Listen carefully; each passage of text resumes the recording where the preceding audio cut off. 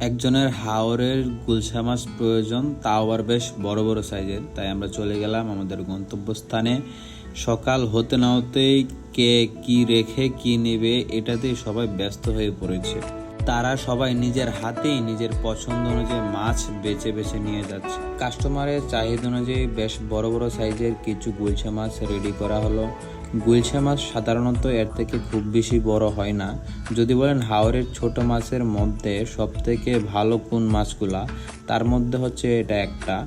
এই মাছ আপনি চাইলে যে কোনো তরকারি দিয়ে রান্না করতে পারেন। আপনি চাইলে এটা বোনা করেও খেতে পারেন। বোনা করে খেতে এটা একবারে অস্থির লাগে। এই ডেলিভারিটা চলে যাবে ঢাকার ভিতরে। আমাদের হাওর দোকানে বিশেষত্ব হচ্ছে কালকে যেই মাছগুলা নদীতে থাকবে এর পরের দিন আপনি এই মাছগুলা রান্না করে খেতে পারবেন।